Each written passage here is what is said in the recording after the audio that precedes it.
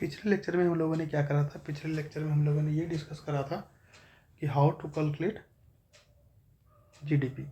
उसमें 3 मेथड थे, production method था या आउटपुट मेथड था, इनकम मेथड और expenditure method.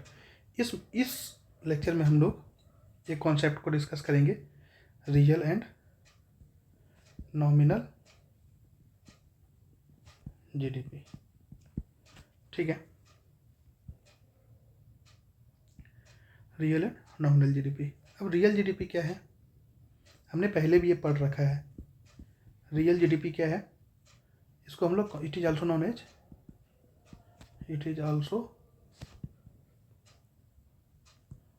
As constant GDP. क्या बोलते हैं हम लोग इसको? कांस्टेंट जीडीपी भी बोलते हैं। It measures the value of goods and services. It measures the value of goods and services produced in an economy.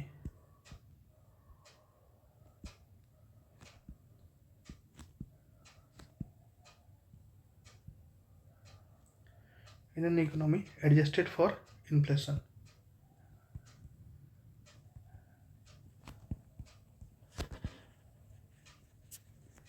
Adjusted for inflation. ये क्या करता है? मतलब इसको हम लोग कांस्टेंट जीडीपी भी बोलते हैं। क्यों बोलते हैं कांस्टेंट जीडीपी? क्योंकि इस रियल जीडीपी को कैलकुलेट करने के लिए हमें क्या लेना पड़ता है? हमें लेना पड़ता है करेंट ईयर के क्वांटिटी और बेस ईयर के प्राइस। क्या लेने पड़ते हैं? करेंट ईयर के क्वांटिटी और बेस ईयर के प्राइस। ये क्या रिफ्लेक्ट करता है? It reflect the true growth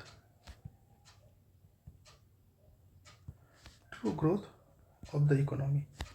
ये क्या रिफ्लेक्ट करता है? इकोनॉमी का हकीकत में कितना ग्रोथ हुआ है। By using price from the base year. By using price from the base year. Base year का प्राइस को यूज करके हम लोग क्या करते हैं? इसमें रियल जीडीपी को कैलकुलेट करते हैं, making it easier to compare economic performance over time. ठीक है। कांस्टेंट जीडीपी क्या है? Constant GDP it gives a more accurate picture of economic growth. ये क्या करता है? It gives a more accurate picture of economic growth. क्यों भाई, ऐसा क्या है? Economic growth by removing the effect of inflation.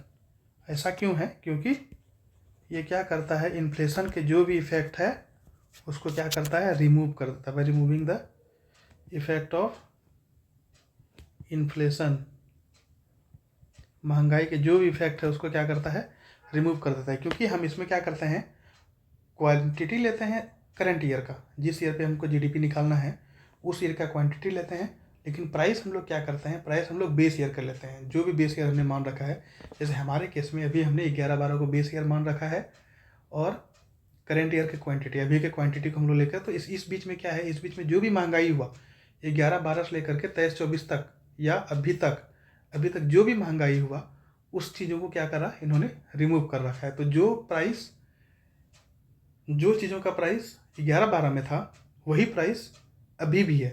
Means base year का प्राइस लेकर के क्वांटिटी हमारा इंक्रीज करा है या नहीं करा। रियल जीडीपी का क्या मतलब है कि प्राइस जो घड़ी का प्राइस, मान लीजिए एक घड़ी का एग्जांपल लेते हैं, जो घड़ी का प्राइस 11-12 में था वो घड़ी का प्राइस तो अभी है नहीं, क्योंकि अभी हम लोग क्या कर रखे हैं? इसमें महंगाई वगैरह जोड़ रखे हैं। लेकिन बेस ईयर का प्राइस मतलब अभी जो घड़ी 11-12 में 500 रुपये की थी, अभी भी अगर हम उसको कैलकुलेट करेंगे या अभी भी हम लोग अगर बेस ईयर को मान करके कैलकुलेट करेंगे जीडीपी, तो उस घड़ी का बेस प्राइस अभी भी हमें 500 ही रखना पड़ेगा, चाहे वो घड़ी अभी कितने का भी हो जाए।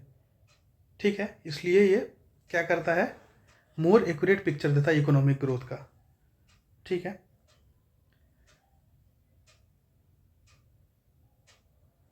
रियल जीडीपी क्यों कैलकुलेट करते हैं? Real GDP is calculated by any government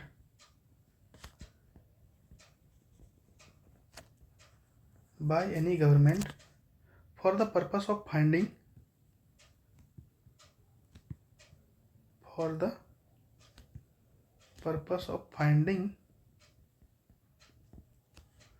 the actual growth, finding the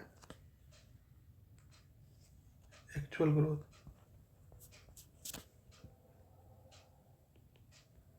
Finding the actual growth, that is the growth only in terms of quantity, that is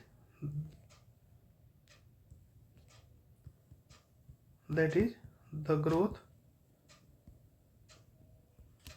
only in terms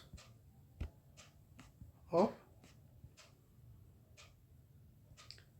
quantity, means quantity में कितना growth हुआ। Real GDP का क्या मतलब है, हमने क्या करा, क्वांटिटी हमने इस ईयर का रखा है, लेकिन प्राइस किस ईयर का रखा है, प्राइस हमने बेस ईयर का रखा है, इसलिए हमें ये एक्चुअल इकोनॉमिक ग्रोथ में मदद करेगा, निकालने में मदद करेगा, for the purpose of finding the actual growth.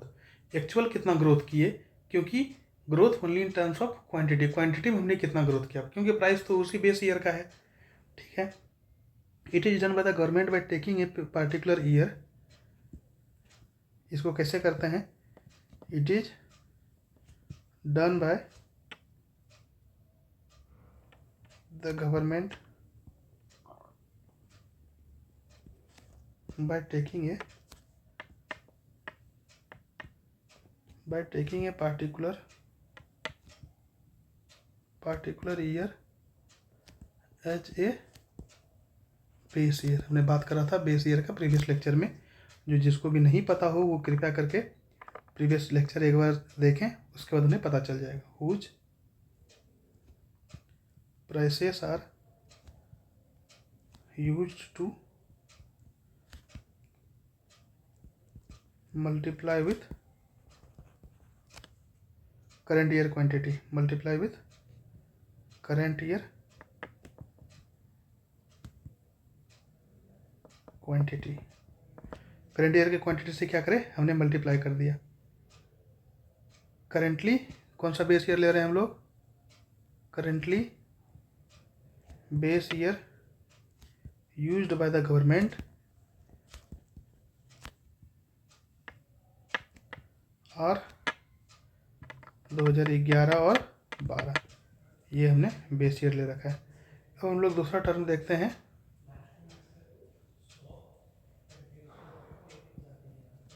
क्या देखेंगे, nominal GDP.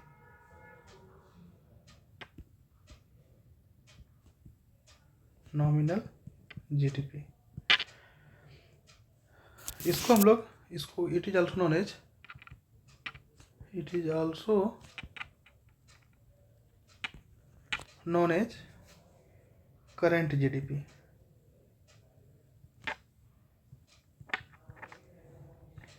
It measures the value of goods and services purchased in an economy. It measures the value of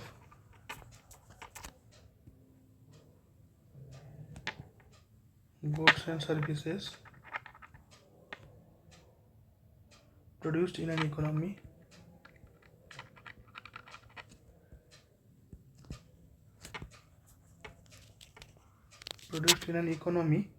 at current market price। Market price क्या current है, at current market price, क्या current market price है, without adjusting for inflation, without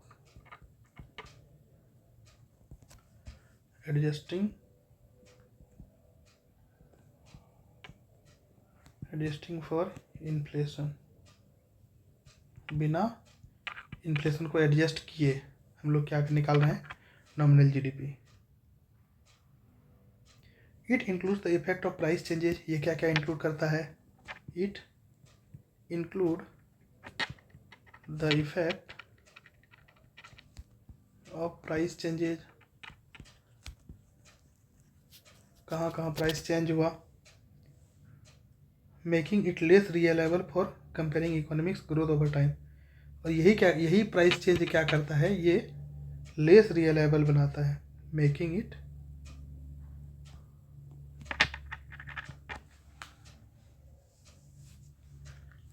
it less reliable for comparing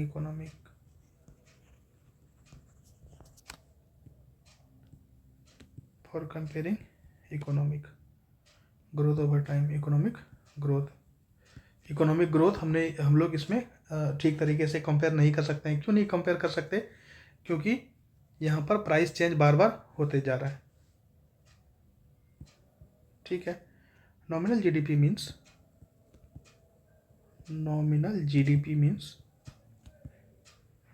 का क्या मतलब हुआ? Current year quantity multiplied by current year price equal to current year quantity multiplied by current year price. Current year में कितना quantity produce करा और current year में कितना प्राइस है, इसको मल्टीप्लाई करने के बाद हमारा क्या निकल जाएगा? नॉमिनल जीडीपी निकल जाएगा। This concept is use to know the current worth of a country. This concept is use to know the current worth of a country and for comparison purpose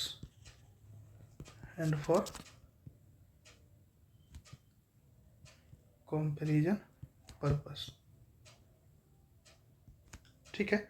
हम लोग इसको कहाँ यूज कर सकते हैं कि अभी हमारा कंट्री कहाँ स्टैंड कर रहा है, उस बेसिस पे हम लोग इसको यूज कर सकते हैं। It is not use to know the growth of country. ये कंट्री का कितना ग्रोथ हुआ, इकोनॉमिक में कितना ग्रोथ हुआ, उसको जानने के लिए यूज नहीं कर सकते। It is not used to know the growth of country.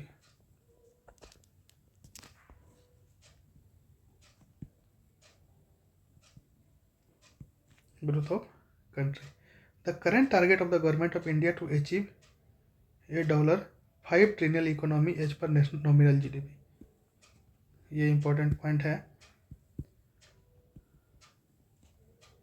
Current target of the government of India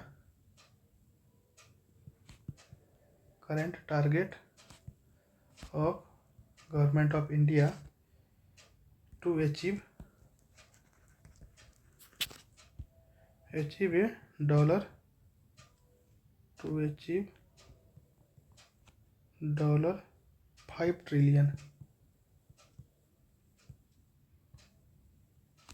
$5 trillion economy as per nominal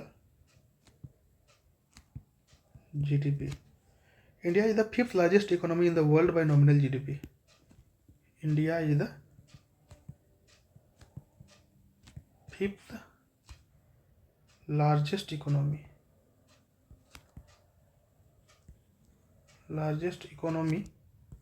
in the world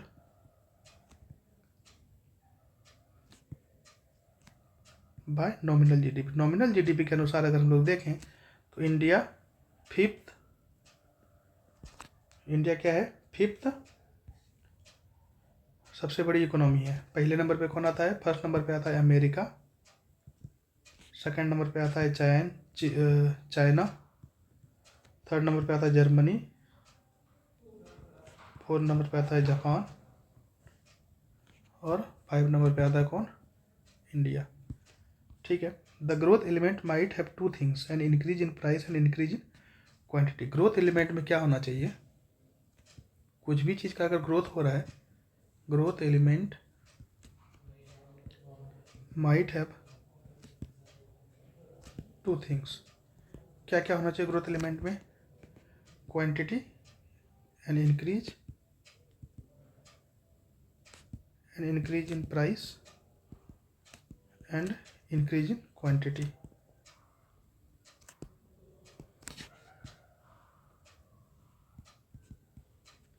and increase in quantity. The main purpose of calculating real GDP in the country is to provide the information about real growth rate. Main purpose क्या है? Main purpose of calculating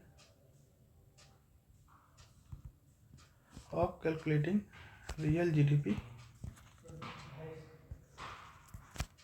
in the country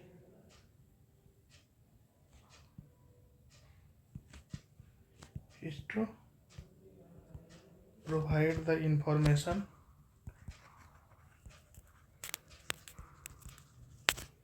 about real growth rate,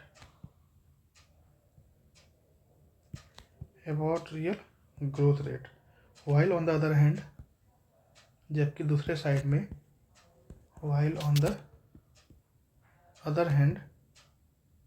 दूसरे side में the size of the country is provided with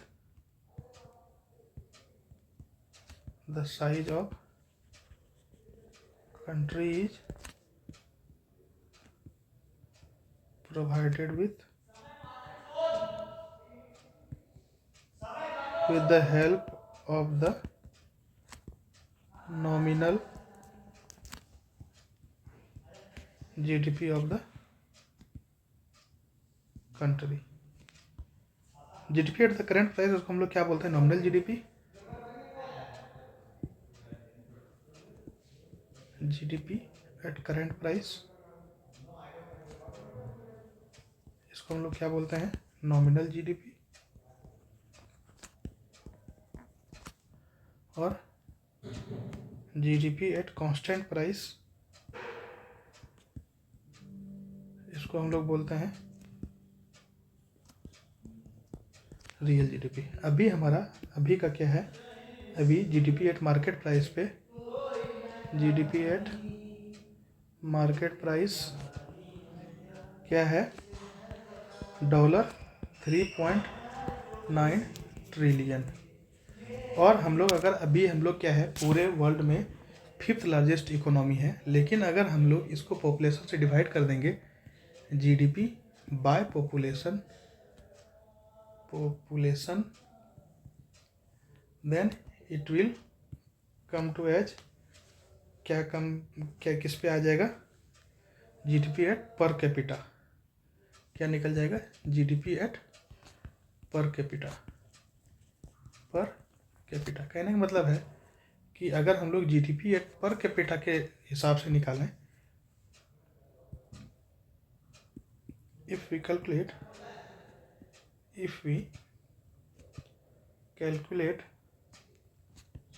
GDP at per capita, then हमारा देश क्या है? 141 number पे है पूरे वर्ल्ड में. ठीक है, थैंक यू सो मच.